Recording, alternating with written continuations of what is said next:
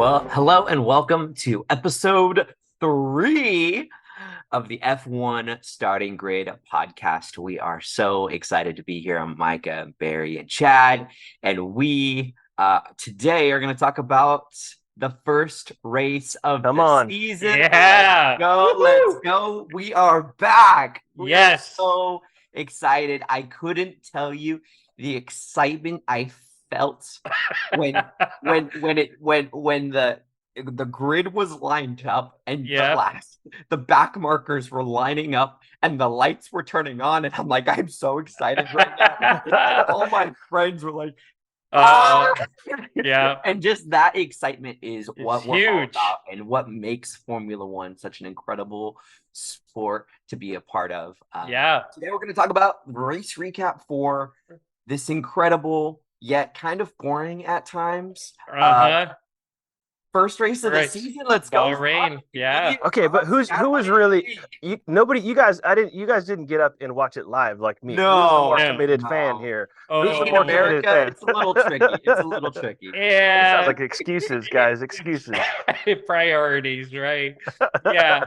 No, I did watch it later, and it, you have to institute like a media phone blackout, turn off all notifications, don't look at anything. I even Sudoku. But what I love though is that it's not just the race on Sunday, it's qualifying as well. For sure. Watching FP1, watching the practice 1, 2, and 3, and then watching and it's such an integral part of the story is for the first time coming into the season, the teams kind of start tipping their hand a little bit because they have to perform. So qualifying was a lot of fun to watch. Of course, watching Alonso through this whole journey. Right. It was just cool. It was just really cool. I think everybody was looking at that like, is this just a flash in the pan? Is this, were they just running low fuel and quality, quality, or or pre-practice and stuff like that? So, who knows? But it was like I think everybody was kind of like, okay, wouldn't it be awesome to see Alonso get up? And of course, third place is incredible. So Fernando Alonso, Aston Martin out of the gates. Yeah. Killing it. Right. Well, and Lance Stroll, Alonso for sure, that's huge, but Lance Stroll with a broken wrist. Right. Okay, so the press release where he just posted, he says it was a partial fracture on my left hand and another fracture on his big right toe foot. Oh, imagine the very bones that are touching. metal and technical on the formation lap, he ran off the track. Yeah, you were wide, right? And you're like, okay, this is gonna be a rough race for him, and he performed. I still think he should have waited. I personally, and again, I'm not the person working on it. I'm not the medical doctor. I would agree with you. But looking at, so he made a statement on Instagram, and he said that the doctors told him that realistically it would be the first few races he would miss, not just testing. The first few races he would miss. And then they're like, best case scenario, you're back in Jeddah in Saudi Arabia, race 2. And he's here, race 1. Yeah, I'm just thinking, what if a fire crash like Grosjean. Do you see him Stroll getting out of the car every once in a while? He's like putting his arms up on the halo to try to get out, so he didn't, which I get, protect your hands, but I'm like, sure, are you going to be able to get out if you need to in quick succession? So he in order to race, he actually had to pass the extraction test. So FIA was keeping an eye on that as well, making sure that he's not in a place where he's jeopardizing the marshals and the fire crews. But props to him to finish in 8th place. It is props. And the medical teams that he worked with at Aston Martin, the physical therapy teams that he worked at Aston Martin, that is still a feat. And I think with any other athlete, we were talking about NFL, right? Any other athlete we talk about, where I remember Patrick Mahomes for the Super Bowl, right? Like he was Yeah. injured right before, and we didn't, and he was able to pull that off, and we're like, oh, cool. And so I'm gonna give props to Lance Stroll. I think I hate on him too much. He's a bit of a nepo baby, and we know that. We know that. But no, for him to do this, huge, props to you. Huge. Props but to you. So you got Alonso, you got Stroll doing, but like, can we talk about for a quick moment that it is essentially a Mercedes car? Oh, right. I mean, engine, yes, a lot of parts. Yes. Where in the world is Mercedes? Right. Their engine, but their engine is in that car, and they're passing Mercedes. Well, I mean, everything after the media storm after was big part of that was Toto. Right. You know, Toto Wolff is not a happy camper. To get beaten in the initial race by one of the teams that you supply an engine for, that is not bode well. It's one thing to get beaten by Red Bull and Ferrari, but man, one of your that's, and I think everyone kind of had this sense that that Aston Martin was going to do well, but this is I mean, this is different. To be able to do well, to come out of the gates, do well, snag the P3. Yes, Leclerc DNF'd. Sure. Maybe he could have passed Leclerc. We don't know. No. They look great in the podium finisher, the press that they had, the interview. Perez actually said something really, really funny. He said, "Oh, what does it feel like to have Alonso on the podium, sharing the podium with Max Verstappen, the race winner, Sergio Perez P2, Alonso P3?" Perez says, "Oh, it's really nice to have 3 Red Bulls on the podium." That being because some of the top engineers from Red Bull have been poached by Aston Martin. Right. Some of their top. Well, that's if you think for a second that the fact that F1 is a team sport, right? And this is where you see it, like when you have the engineers, you have the support, you know, your pit crew. There were some slow pit stops that you're just right, and you go that extra 2 seconds. Yeah, that's a position. Mm-hmm. So the for Mercedes as well, one of the reasons why, and over the long term, an engineer moving to a different team isn't a super big influx over the long term. Over the short term, but over the long term, it could be a big deal. I found out yesterday that the top 2 aero engineers from Mercedes are now at Aston Martin. The top 2. Is it Dan Fallows is one, right? Right. And I forget the other, but yeah, which is huge. It's huge. It's huge. And if you like, the reality is, like, obviously this is new regulations, and so I think there's a lot of like newness, right? But as we continue to go on, I mean, if you look at the cars in right before the new regulation started, there's a lot of similarities, right? Mm-hmm. Like there wasn't a lot of divergence each year of like, oh, somebody came out with something crazy. I mean, DOS was there, but not, some of those kind of smaller things that people change to. But right now, it's just fun to see. I mean, I can't believe Mercedes just came back with the same thing they did last year, ultimately. And I'm just surprised that Toto has been okay with that. Like, I mean, he seems like a tough guy. Like, they made it work last year. They made some progression, obviously, but weren't doing good. So I thought he was going to scrap it, but they have doubled down, and obviously it's not working. No, and it's I mean, just the level of frustration in the entire Mercedes pit. You just, it's not clicking for them. The chemistry's not there. The technology's not there. And it's, I think after Lewis lost the world championship a couple of years ago, like you expect, like, okay, there'll be a year of adjustment and it will come back stronger. But to see them slipping 2 years in a row is unheard of. I was thinking about after our last episode actually was, Mercedes has been a part of auto racing for many, many years, but there was back in the 50s, there was actually a huge accident at it wasn't a Formula One race, but one of the biggest tragedies in racing history. One of their cars broke up caught fire, was made out of magnesium, and parts of the car. I mean, it was just tragic. Over 80 people died at this event. And Mercedes pulled out of racing completely for decades. Right. They weren't involved in racing, and and then eventually they was that the Mercedes that was in the air? Yeah, that was separate. Okay. Yeah, there was a different race. That was after they had come back. But they have this racing pedigree, and I think there's a level of expectation with Mercedes because they've been such high performers all throughout. I mean, and that's just, if you're listening to this podcast, that's a little history tidbit for you, that little thing going back in Mercedes' history.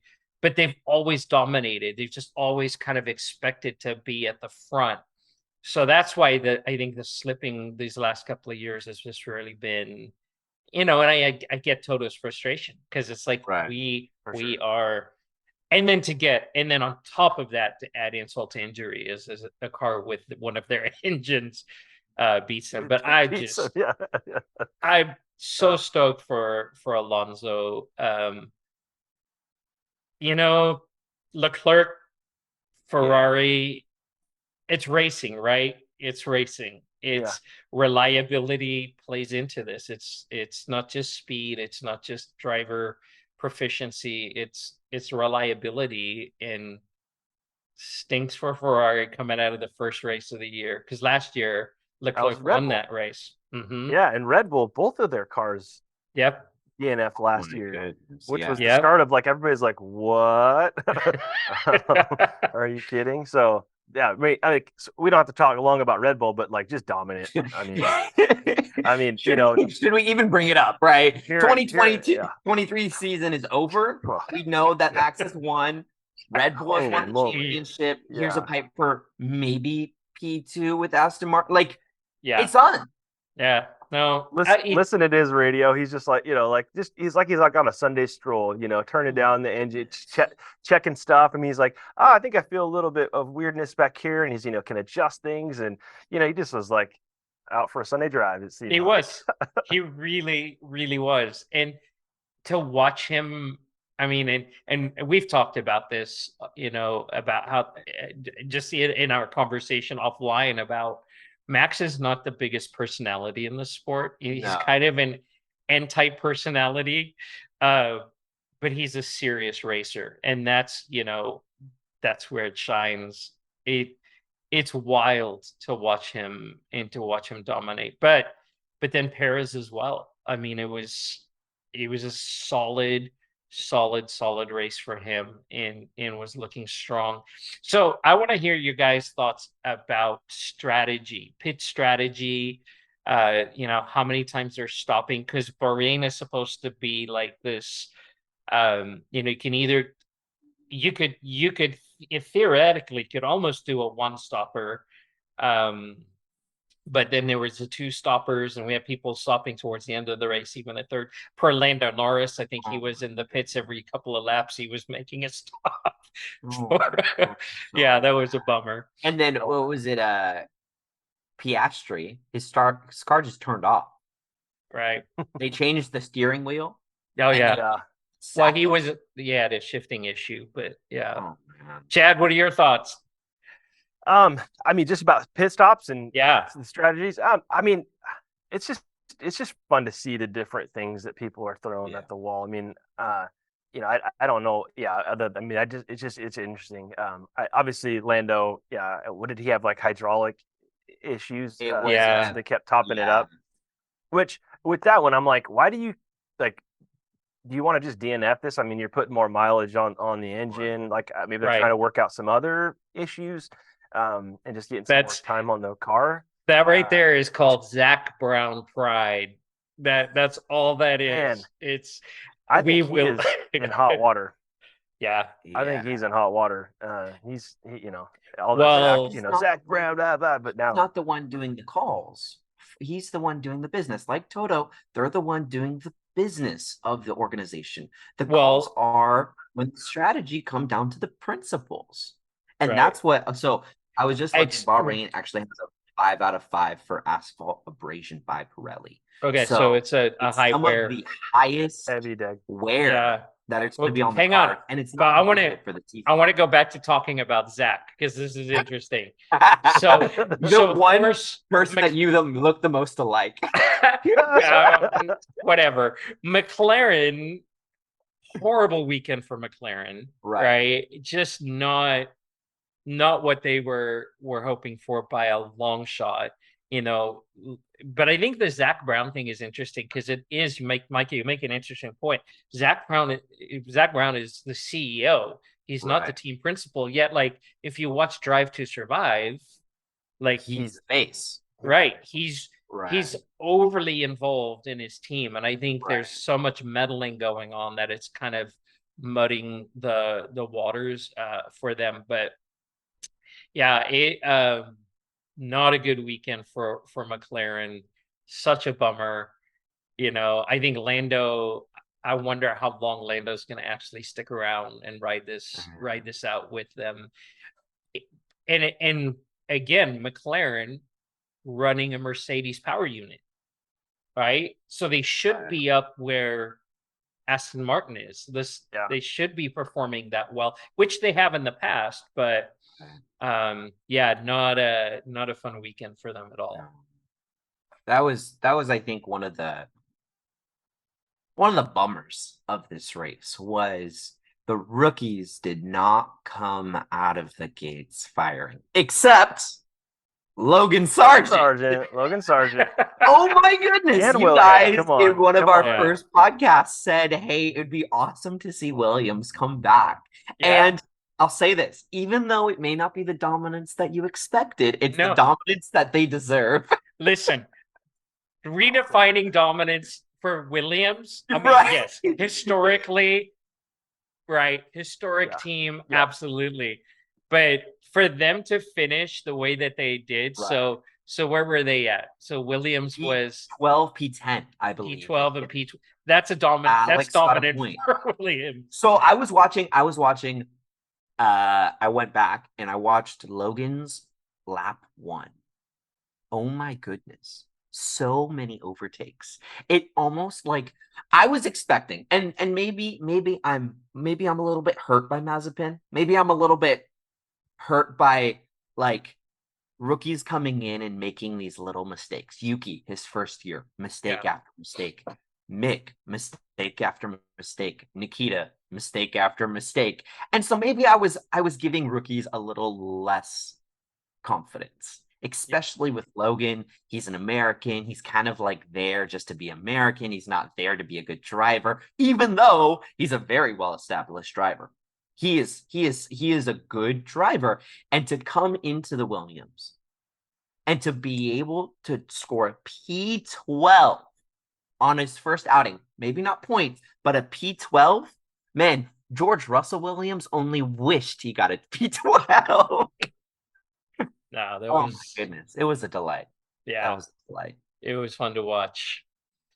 Man. Well, I don't know. So Saudi Arabia next. Yeah. Very different track. Super high speed, right? It's a road circuit, so super narrow. We've seen a lot of big crashes. Yeah. So I think this is where, like Mike, you're talking about the rookies in this regard. Like that's where kind of like that's where we saw Mick Schumacher have a huge accident. You know, he cost Haas a lot of money last season. And so it's one thing when you have a little, track that's a little bit more forgiving. It'll be interesting to see how they adapt in this next track. I'm excited for Saudi Arabia. It's one of those that like the drivers enjoy, but they also know it's not forgiving. It's not a forgiving track. So I know that like what was the first Saudi Arabia race in 2021, there was two red flags, I believe.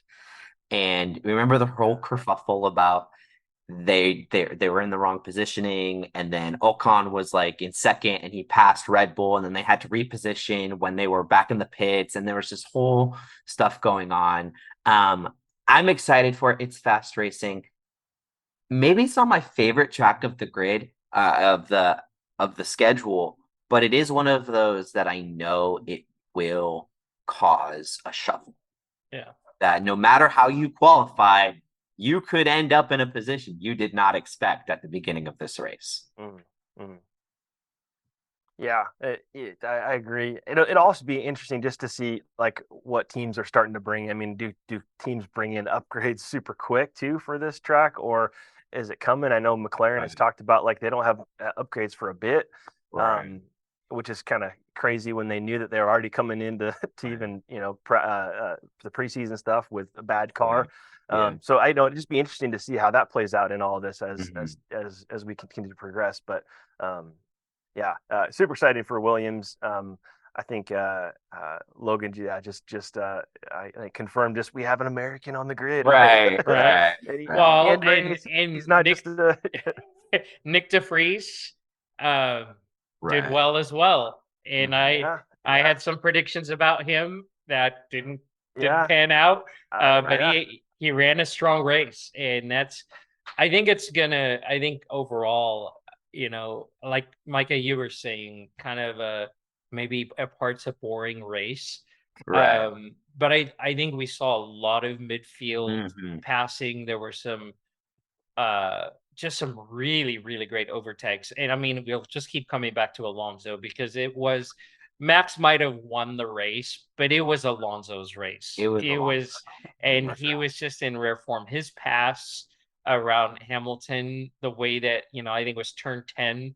Oh my gosh. Like, Right. and to listening to him on the radio is just so fun because and Nick, the Sky Sports commentators, they were saying like, Alonso drives with 20%, 25% of his brain, and the rest of it he's thinking about the course, he's thinking about the other drivers, he's assessing the tire conditions on other Of people's other cars. cars. Yep, I Just a which is wild. master. Yeah, Yeah, it was. it's fun. So I yeah. Makes you wonder, like where Seb's head's at right now. Sebastian Vettel, Mhm. like, is he bummed Uh-huh. like that like he doesn't get a chance to be up, or is he just like, hey, No. that's great? I think he's ready. I think he's ready to be done. I don't Yeah. think he was meant to be. I don't think he wanted to be at Aston long term. I don't think he wanted to be in the sport long term. Like he's ready to be done, and Yeah. he's got other things he wants to do.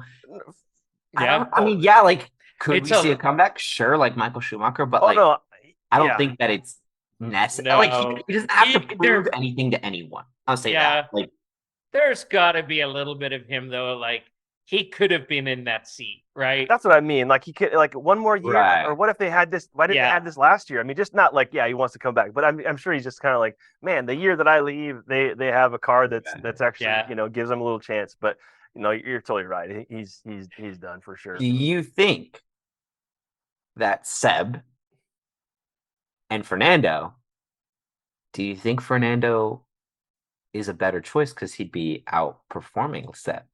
Who would be the better driver in that car?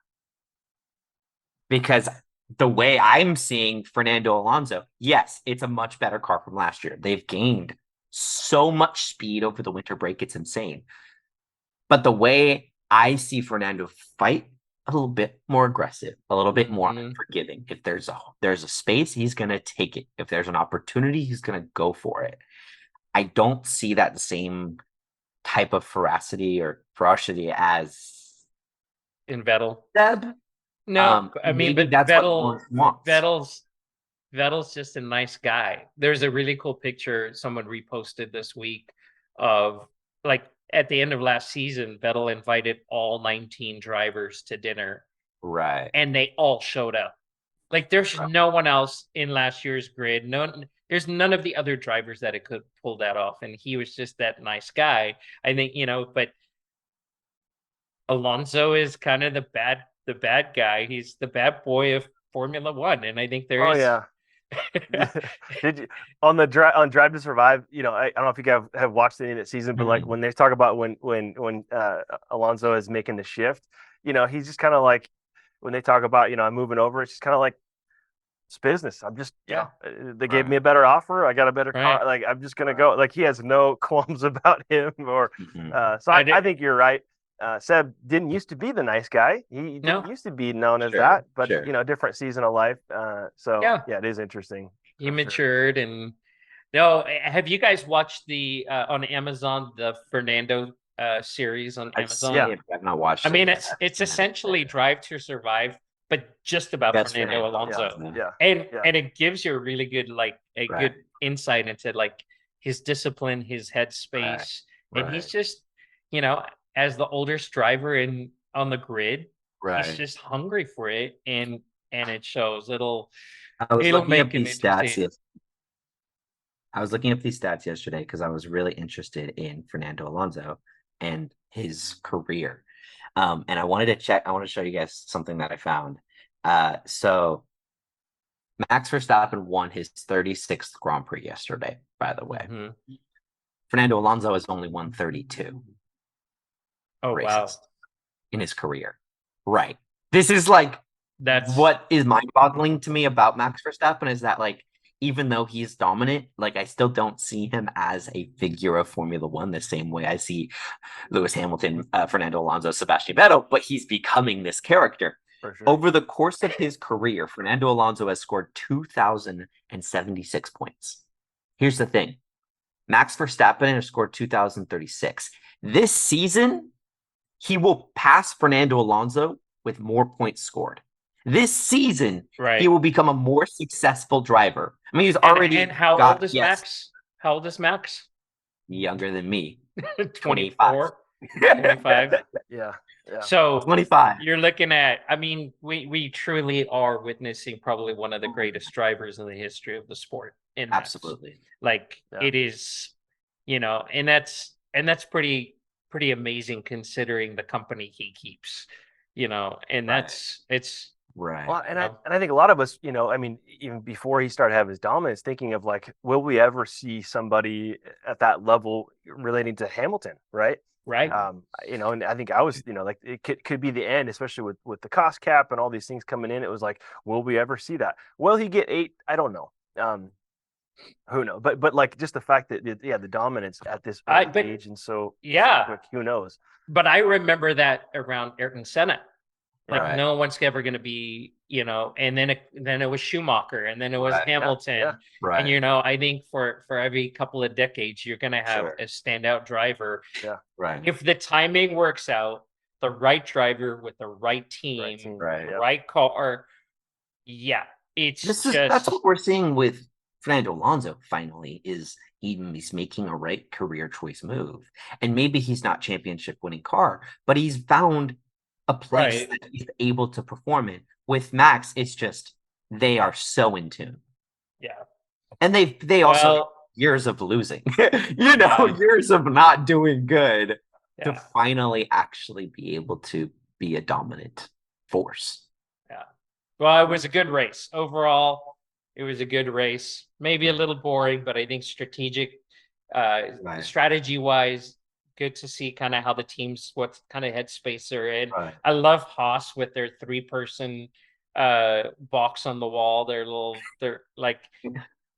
nub. I think it's so cool that they were like, how do we save money? How do we pour more money into our car? They're we don't need all these people sitting on the wall. I think it's genius. It's what they say, $250,000 in shipping cost that they save. That's genius, absolute genius. I'm I wish they'd performed better in the race. But no, unfortunately the car was just not fit. I mean, and they had to replace the wing for Hulkenberg. It was for lap 1, so throughout the entire race his car was just not. That was a an error on that part, but I don't know. I was really hoping for Haas to come in like they normally do race 1, be able to get something, perform well. And in me, it's I want to root for Haas, but you will never, especially last year, blue flag after blue flag after blue flag for Kevin Magnussen. I just want him to be able to get this, some points, be consistent. And these other cars on the grid are seem to be, at least in Bahrain, seem to be very fast. Yeah, that they're 1 lap. You're like, okay, 1 lap pace, we're doing all right. But then, the race pace, and it's if Hulkenberg, I think, did better. But you got a guy. I mean, it's just crazy to think he's been out for, was it 3 years now? Mm-hmm. Right. Crazy that he's raced within those 3 years for sure. Right. He's been in the seat, but not full time. Not full time. So yeah, it's wild. But hopefully they do better. And it's one of those teams with Gunther. You just kind of like that personality. You just kind of fun, comical, but a lot of expectation. Oh man. No, I mean, and this is where when you have the shared power units amongst the, so like they run Ferrari power unit, and you go, man, if the kind of the mother team is not doing well, if they're having reliability, that kind of trickles down a little bit, and hope to see them, in that instance though, because Mercedes is not the same conversation. No, for sure. Right. But I definitely want to fly that Hulkenberg flag, and I am a Haas fan, and I'd love to see them perform better. And I think, like Chad, what you're saying, like they look good in practice, they look good in qualifying, and then once the race starts, you're just like they just all the way in the back. I'm like, no, that's a little heartbreaking. Well, I don't know, guys. It's going to be a fun season. I think if Bahrain is any indicator, it's going to be fun to see how the reliability stuff kind of shakes out. Right. And looking forward to the next one. Well, right before we end, I want to hear Chad and Barry. How many races of the races we have this year is Max going to win? Last year he did 16. How many is he going to win Is he gonna win them all? Is he gonna win how many? How many is he gonna win? Chad, what do you think? So is there 26? 23. 23. 23 and 23. Yeah. Okay. 18. 18. Do you think he's gonna do all those in sequential order? No. Okay. No. Over the season, 18. Okay. Yeah, I'll go 18. Very. Yeah, I think I'm in that range too. 18. I'll go one lower. I'll say 17. Yeah. Barring reliability, I'm gonna say 19. 19. Okay. I think he's gonna go 19. And I think, based off of what we saw, I think he will be the fastest person in the modern era of Formula One to be able to win a championship with races left. Ooh. Bold prediction. Right now, he is on a winning streak where he's won 15 of the last 20 races since Imola of last year. Wow. He's on a roll. And there's the stats from our stat guy. The question is, can Red Bull keep up with Max Verstappen? Yeah. This is true. This is true. Can Pirelli? It's going to drive that compound off. Well, guys, it's been fun. It's fun recapping. We've got 22 more races to go, and I think every one of them is gonna tell a different story. It's gonna be fun to recap these with you guys. So, yeah, 11 days till Saudi Arabia. Yeah.